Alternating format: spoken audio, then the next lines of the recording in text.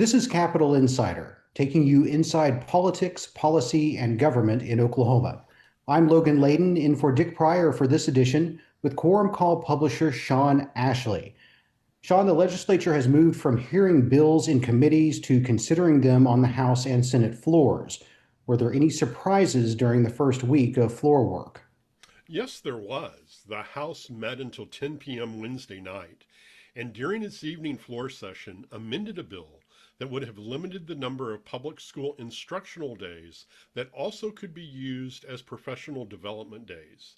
The bill's new language adds 7 instructional days to the public school calendar beginning in the 2027-28 school year, but only if the legislature increases its appropriation to the State Department of Education by at least $175 million.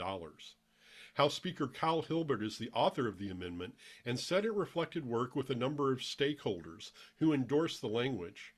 I asked Hilbert on Thursday if the bill's new language foreshadowed lawmakers' plans to fund education. He said, I hope we do continue to increase education's budget this year as well as next year. And later he added, lawmakers want the fiscal year 2027 budget that they're working on right now and the next fiscal year's budget to be even higher than it is this year. Now, Senate President Pro Tem Lonnie Paxton is a vocal advocate of adding more class instruction time, and he has signed on as the Senate author of the measure. So it seems like the proposal has some legs as it moves through the next steps of the legislative process. Well, the House passed a bill Tuesday that requires college and university students' grades to be based on academic merit alone. What's the purpose of that bill? Representative Chad Caldwell authored House Bill 3700. It prohibits grades in public institutions of higher education from being based on a student's opinion, beliefs, or conduct in matters related to academic situations. Caldwell said in December and reiterated Tuesday that the bill was not in response to the situation at the University of Oklahoma, where an instructor was placed on leave after a student complained she received a failing grade on a paper she wrote that referenced the Bible. Instead, Caldwell said the bill was recommended by the Oklahoma Free Speech Committee, which was created by the legislature within the state regents for higher education to review colleges and universities' free speech policies. Caldwell told the House, the bill just states that each college or university has to adopt a policy. He said only one institution was found to have a clear official policy in place stating a student's grade would only be based on academic merit. Well, the House and Senate each passed bills this last week that would restrict certain materials in public school libraries. What are lawmakers trying to do? Yeah, these two bills prohibit sexually explicit material in public school libraries. The House version, House Bill 2978, excludes depictions and descriptions of sexually explicit conduct from the definition of the term community standards as it applies to public school library materials. The Senate version, Senate Bill 1250, prohibits sexually explicit content and implements a reporting and review process for public school library materials that is similar to one put in place by former Superintendent of Public Instruction Ryan Walters.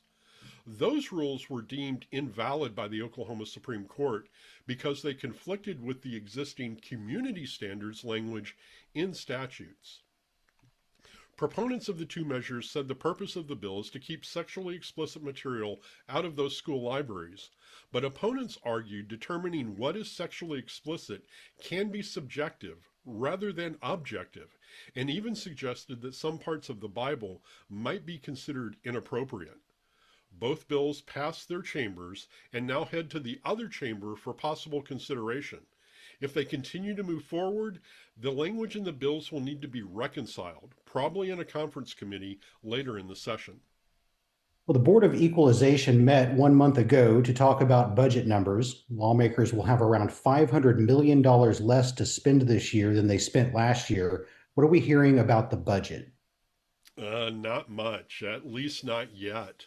Senate President Pro Tem Lonnie Paxton said the Senate and House appropriations teams are continuing to calculate the available funds and to review the agency's budget request.